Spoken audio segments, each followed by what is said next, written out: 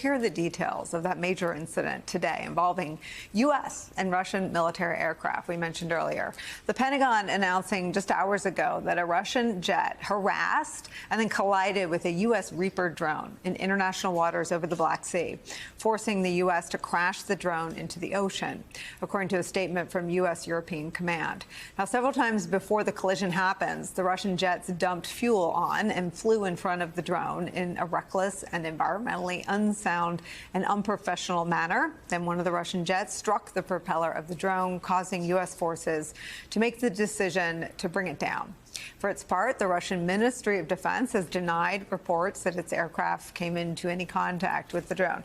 Now, General McCaffrey, it's a little bit like the opening scenes in Top Gun, the first one, with the roles reversed here. They were obviously brazen, if you're to believe U.S. defense and intelligence officials, which we do. And it represents an escalation. And we went back and looked back in October. There was a similar such event where the Russians almost brought down a British intelligence aircraft. And I know this is one of the things that haunts our national security professionals, especially in the military side, that something like this could precipitate an escalation. Well, there's no question that this was a deliberate provocation. I find it highly unlikely it was just a lack of discipline on the part of selected Russian fighter aircraft. And they were trying to bring it down, not just harass it. I mean, there was no pilot there to be intimidated. And we have seen a pattern of action along these lines, to include along the NATO border countries with Poland and elsewhere. So we've got to recognize that Putin is desperate. Strategically, he's in checkmate. He sees no way out. The current military campaign is primarily against Ukrainian civilian targets. He's trying to portray this as a war of Russia against NATO, not Ukraine. He's doing that for domestic consumption. So we're going to have to sit down and think through this carefully. The absolute dominant requirement is hustle military technology into the Ukrainians and allow them to beat up and unravel the Russian army in the next 2 years or next year. That means ATACMS missiles, advanced tanks, better air defense, and I think we're inadequately postured to do that at this time. And what is the impact on that flow of the aid that you just detailed of this sort of percolating and rising political conversation on the right in our country? Well, I think you make the central point. What is now almost unrecoverable is the Russians and many people see DeSantis as the likely Republican candidate. And so he has put on the table not a warning to the Ukrainians. They're fighting for their lives, for their freedom, for their families. What he's put on the table is doubt in NATO about the viability of the U.S. continuing to be a partner on the second largest economy on the face of the earth, which is that of the EU. I don't think that can be done away with now. So we're stuck with a reality, even though McConnell and Rubio and Senator Graham and other Republicans have spoken up. This is a huge, damaging blow to the confidence of our NATO allies, and by indirection, by the way, the South Koreans, Japanese, and Australians, and the U.S. commitment to maintaining and defending freedom. I have no interest in covering the Republican primary in 2024. I'm not even that interested in covering the presidential election, the general election. But I am terrified that what General McCaffrey just pieced together isn't on anybody's minds as they watch, like, oh, DeSantis and his woke bull BS. It is a horrific thing that he's doing, but in a lot of ways, this is just as awful and deserves as much attention. Just look at the contrast. I mean, here we have Joe Biden.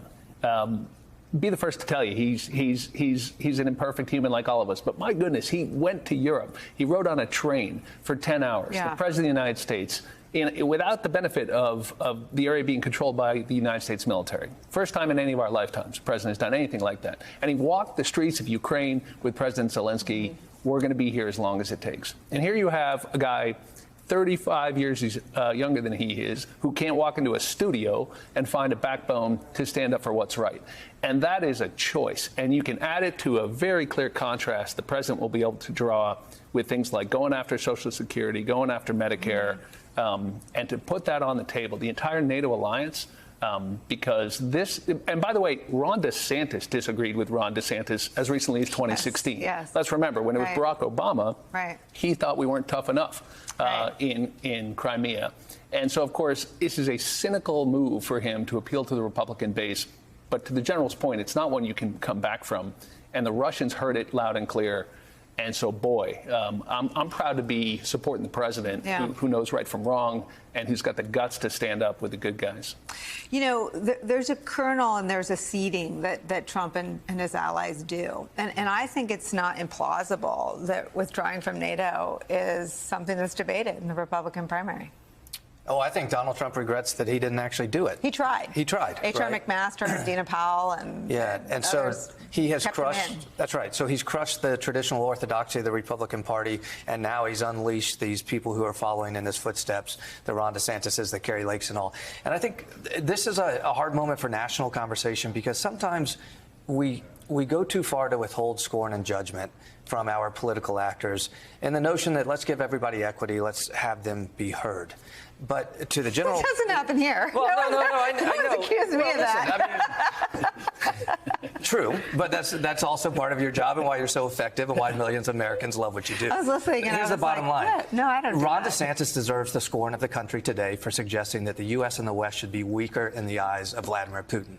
That's what he said yesterday. And he needs to be nailed against the wall for that. And if we just treat it like, oh, it's a foreign policy difference with the administration, and should Republicans take over, we're going to withdraw support? No, because you're talking about our security. Here, you're talking about our domestic U.S. security and the security of the entire West. Republican and Democratic presidents that preceded the last one all agreed on that. But apparently Donald Trump and Ron DeSantis are willing to compromise their own security and the security of the West for their own political malevolence and ignorance. Well, and excuse me, for a political benefit that they perceive. That's right. They are literally trading. The transaction is that they are trading United States national security, the security of our allies, the lives of Ukrainians who are in the fight right now. Think of the war crimes committed by the Russians in Bucha and elsewhere. Right. I mean, there's a horrific humanitarian tragedy that's going on. And for their own narrow political benefit, they're willing to trade our security interests and the lives of those brave Ukrainians for it. It's really disgusting. And I would add Kevin McCarthy to that list, too. Let's not let him off the hook because he won't return the Ukrainians' phone calls. Said dismissively, he refused to go. I don't need to go, has rebuffed their overtures to say, come let us show you what we're doing here. That just tells you. Can we also introduce, since we both served in this chamber, the actual level of ignorance in the chamber? Like, these are not people qualified to be dealing with national security decisions. We watch them every single day. There's a bell curve when it comes to intellect and ignorance in the Congress, just like there is everywhere else. There are a lot of stupid people in the United States Congress on the Republican side of the aisle.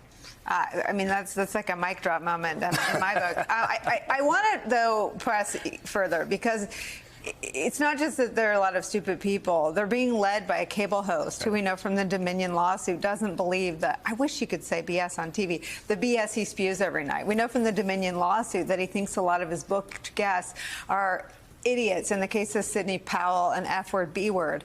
The F one ends in ING. Here's how he's leading the Republican Party on Ukraine.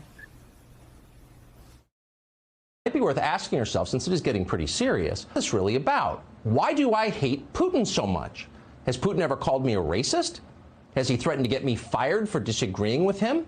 Has he shipped every middle-class job in my town to Russia? Did he manufacture a worldwide pandemic that wrecked my business and kept me indoors for 2 years? Is he teaching my children to embrace racial discrimination? Is he making fentanyl? Is he trying to snuff out Christianity? Does he eat dogs? These are fair questions, and the answer to all of them is no. Vladimir Putin didn't do any of that. It's hard to watch, but it's important to see. General McCaffrey, explain, not that my viewers need to hear it, but just explain. It's come to my attention that a lot of people in right-wing media monitor our broadcast as well. Explain why Putin's an American adversary. Well, you know, you could make a better case for the late Muammar Gaddafi than Mr. Putin. Now, Putin deliberately, as an act of international criminal offense, invaded a sovereign foreign country. There is great indiscipline in Russian armed forces, which only partially explains a policy of actual genocide against Ukraine. But the biggest threat that Mr. Putin poses isn't to the West, it's to Russian people. He's taken them back from the promise of the early democratic years, Gorbachev, even Yeltsin, and suddenly reversed course, and he's reconstructing the Stalin era. He's terrified Eastern Europe. The NATO countries, understandably, remember what the Russians are capable of. So, at the end of the day, it's just impossible to understand why a smart person like Tucker Carlson, except for money and clicks on his website, is making these arguments. It's just frightfully damaging to the United States value systems and our foreign policy.